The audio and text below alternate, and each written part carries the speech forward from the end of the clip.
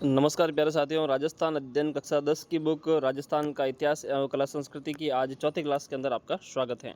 तो दोस्तों, आज हम पढ़ रहे हैं राजस्थान अध्ययन कक्षा 10 की बुक, जिसके अंदर आज हमारा चैप्टर रहेगा चौथी क्लास रहेगी। और इसके अंदर हम पढ़ने वाले हैं राजस्थान के पहले राजवंश के बारे में, जिसका नाम है गोहिल वंश। दोस्तों, बड़ा ही इम्पोर्टेंट राजवंश हैं और मेवाड़ जो है सारे राजवंशों के अंदर सबसे महत्वपूर्ण है और यहाँ से हर बार प्रश्न आने की पूरी संभावनाएं रहती भी हैं और प्रश्न यहाँ से बनते भी हैं। तो इसलिए इस चैप्टर को आपको बड़े ही अच्छे से देखना चाहिए। और विशेष तौर से बात करें राजस्थान अध्ययन की, तो ये बुक आप सभी को पढ़नी चाहिए, क्योंकि राजस्थान में होने वाला चाहे कोई भी एग्ज़ाम हो, चाहे वो रीट हो, सेकंड ग्रेड हो, फर्स्ट ग्रेड हो, पटवार हो, वीडियो हो, एलडीसी हो या आरएस हो, इन सब के अंदर जो है ये बुक बड़ी ही इंपॉर्टेंट है और यहाँ से प्रश्न हर बार बनते हैं। तो यहाँ से जो है इस बुक को आपको अच्छे से देखना चाहिए और यहाँ की जो लाइन टू लाइन है वो आपके लिए इम्पोर्टेंट है। हर एक लाइन यहाँ की जो है वो आपके लिए इम्पोर्टेंट है और यहाँ से हर लाइन से प्रश्न बनने की पूरी संभावनाएं रहती हैं और विगत परीक्षाओं में जो है यहाँ से प्रश्न बने भी हैं। मैं आपको बता दूंगा आगे कि कौन सी लाइन से जो है कहाँ पर और किस किस एग्ज़ाम में प्रश्न आए हैं। तो दोस्तों, शुरू करते हैं अपनी आज की चौथी क्लास को, जिसका नाम है राजस्थान का इतिहास कला संस्कृति की, जिसके अंदर हम पढ़ने वाले हैं गोहिल वंश के बारे में। दोस्तों, बता दूं मैं आपको, इसकी 3 क्लासें मैंने अपलोड कर दी हैं, जो आपको चैनल पर मिल जाएगी, आप जाकर देख सकते हैं। जिसमें दोस्तों सबसे पहले हमने देखा है राजस्थान के प्रारंभिक इतिहास के बारे में, और बाद में दोस्तों हमने देखा था राजस्थान के प्रमुख जो जनपद हुए, सभ्यताएँ हुई, उनके बारे में। और दोस्तों बाद में देखा था हमने राजस्थान के प्रमुख जो जितने भी जनपद हुए थे उनके बारे में और राजपूतों की उत्पत्ति के संदर्भ में। आज दोस्तों हम पढ़ने वाले हैं राजपूतों का पहला वंश अपना गोहिल वंश, जो कि मेवाड़ के अंदर है और जिसको हम बाद में राणा वंश या फिर सिसोदिया वंश के नाम से भी जानते हैं। ठीक है, बड़ा ही इंपॉर्टेंट राजवंश है, तो बड़े ही ध्यान से देखना और यहाँ की लाइन टू लाइन इंपॉर्टेंट है आपके लिए, तो वीडियो को बिल्कुल भी स्किप मत करना। चलिए शुरू करते हैं आज के इस क्लास को। देखिए दोस्तों, गोहिल वंश की बात करें तो हालांकि आप जब गाइड पढ़ेंगे तो वहाँ पर आपको बहुत सारे शासक देखने को मिलेंगे, पर यहाँ पर आपको जो है वही शासक देखने हैं जो इस किताब के अंदर दिए हुए हैं और वही इम्पोर्टेंट है जो इस एग्ज़ाम की दृष्टि से या इस किताब की दृष्टि से जो है हमारे लिए महत्वपूर्ण है। तो देखिए दोस्तों, शुरुआत करते हैं इसकी। उदयपुर, राजसमंद, चित्तौड़गढ़, प्रतापगढ़ और इनके आसपास का क्षेत्र मेवाड़ कहलाता था। तो दोस्तों, जो उदयपुर है वर्तमान में, उदयपुर, राजसमंद, चित्तौड़गढ़, प्रतापगढ़ और इनके आसपास का जो क्षेत्र है उसको जो है पुराने समय में हम मेवाड़ कहते थे, या आज भी जो है हम मेवाड़ ही उसी को जो है मेवाड़ कहते हैं। गोहिल वंश ने मुख्यतः मेवाड़ में शासन किया। गोहिल वंश जो है उसने सिर्फ और सिर्फ मेवाड़ के अंदर ही शासन किया था। ठीक है, मुख्य रूप से मेवाड़ के अंदर उन्होंने शासन किया था। इस वंश का नामकरण इस वंश के प्रतापी शासक गोहिल के नाम से हुआ। तो यहाँ का जो प्रतापी शासक हुआ था गोहिल, उसके नाम से ही इस जो है साम्राज्य कह सकते हैं या इस राजवंश का नाम जो है वो गोहिल वंश के नाम से, गोहिल के नाम से ही जो है गोहिल वंश पड़ा। गोहिल वंश की उत्पत्ति और मूल स्थान के बारे में अनेक मत प्रचलित हैं। अबुल फजल ने इन्हें ईरान के शासक नौसेका से संबंधित बताया है। ठीक है, तो बड़ा ही इंपॉर्टेंट प्रश्न है और ये एग्ज़ाम में कई बार आया हुआ भी है। तो देखिए, अबुल फजल जो है ना, इन्होंने ईरान के शासक नौसेका से जो है इसको संबंधित करता है। अबुल फजल ईरान के शासक नौसेका से इसको संबंधित करता है, किसको? गोहिल को।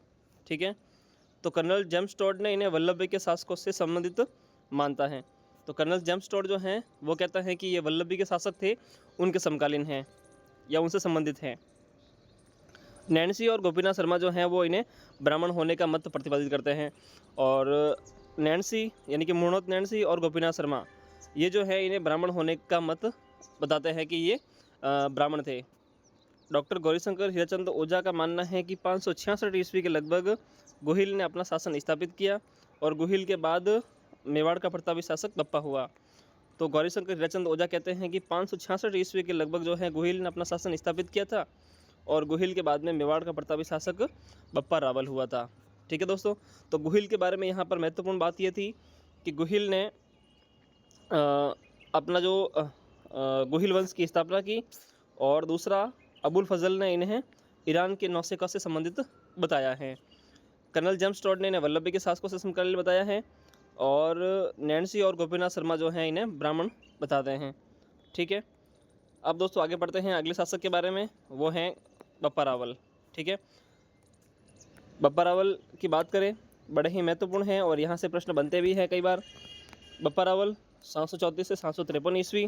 राज प्रशस्ति के अनुसार बप्पा रावल ने 734 में चित्तौड़ के शासक मानमौरी को पराजित करके चित्तौड़ पर अधिकार कर लिया था। तो राज प्रशस्ति के अनुसार दोस्तों कहा जाता है कि बप्पा रावल ने 734 ईस्वी के अंदर चित्तौड़ पर आक्रमण किया और चित्तौड़ के शासक जो थे मानमौरी, उसको पराजित करके चित्तौड़ पर अधिकार कर लिया। बप्पा की राजधानी नागदा थी। बप्पा की जो प्रारंभिक राजधानी थी वो नागदा थी। बप्पा ने सबसे पहले अपनी राजधानी नागदा में स्थापित की थी और बप्पा ने कैलाशपुरी में लेकलिंगी यानी कि लकुलिस मंदिर का निर्माण करवाया।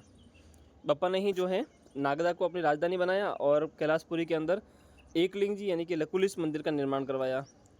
एकलिंगजी गुहिल वंश के कुलदेवता थे। एकलिंगजी जो हैं वो गुहिल वंश के कुलदेवता थे। गौरीशंकर हीराचंद ओझा के अनुसार बप्पा का वास्तविक नाम कालभोज था।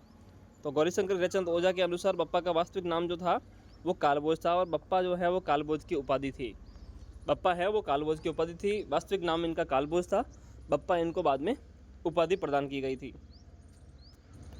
वीर विनोद के रचनाकार कविराजा श्यामल दास ने लिखा है कि बप्पा किसी राजा का नाम नहीं अपितु खिताब था। ऐसी मान्यता है कि बप्पा चित्तौड़ के शासक मानमौरी के यहाँ सेवा में थे। जब चित्तौड़ पर विदेशी हमला हुआ तो उनसे मुकाबले की चुनौती किसी ने स्वीकार नहीं की। बप्पा ने ये चुनौती स्वीकार की और उन्हें सिंध तक खदेड़ दिया। इसलिए इतिहासकार सीवी वैद्य ने उनकी तुलना चार्ल्स मार्टेल से की। चार्ल्स मार्टेल कौन है? तो ये फ्रांसीसी सेनापति हैं जिसने यूरोप में सर्वप्रथम मुसलमानों को पराजित किया था। इसी प्रकार दोस्तों भारत में भी जो है बप्पा रावल ने सर्वप्रथम मुसलमानों को पराजित करके उनको जो है ईरान इराक तक खदेड़ दिया था। ठीक है, तो दोस्तों ये तो बप्पा रावल के बारे में। सबसे पहले बात आती है, बप्पा रावल ने अपनी राजधानी बनाई थी नागदा। इन्होंने कैलाशपुरी के अंदर एकलिंगजी का निर्माण करवाया, मंदिर का निर्माण करवाया। एकलिंगजी गुहिल वंश के कुलदेवता हैं। गौरीशंकर हीराचंद ओझा के अनुसार बप्पा का वास्तविक नाम जो है वो कालभोज था और कालभोज की जो उपाधि है वो बप्पा है। ठीक है, कविराजा श्यामल दास ने जो है बप्पा किसी राजा का नाम नहीं अपितु खिताब है ऐसा कहा है। और बात करें सीवी वैद्य की, तो सीवी वैद्य ने जो है इनकी तुलना चार्ल्स मार्टेल से की है। तो दोस्तों ये थी जानकारी बप्पा रावल के बारे में। तो दोस्तों अब तक हमने यहाँ पर 2 शासक देखे हैं, बड़े ही महत्वपूर्ण शासक हैं। सबसे पहले आता है दोस्तों गुहिल, जिससे जो है गुहिल वंश की स्थापना होती है, और दूसरा है दोस्तों यहाँ पर बप्पा रावल। आगे दोस्तों हम पढ़ने वाले हैं जत्र सिंह के बारे में, रतन सिंह के बारे में और अन्य शासक जितने भी हुए हैं उन सब के बारे में। राणा हमीर, राणा लाखा, राणा मोकल, राणा कुंभा, राणा शांगा, राणा उदय सिंह, राणा प्रताप, इन सब के बारे में हम आगे अगली क्लास के अंदर देखेंगे। दोस्तों ये क्लास आपको कैसी लगी? अगर ये क्लास आपको अच्छी लगी हो तो वीडियो को लाइक कर देना, साथ ही चैनल को सब्सक्राइब कर देना। रीट की तैयारी के लिए विशेष तौर से चैनल को सब्सक्राइब करके ज़रूर जाना। हम यहाँ पर रीट की लगातार क्लासें ले रहे हैं और जिसमें आपको संपूर्ण रीट की तैयारी देखने को मिलेगी।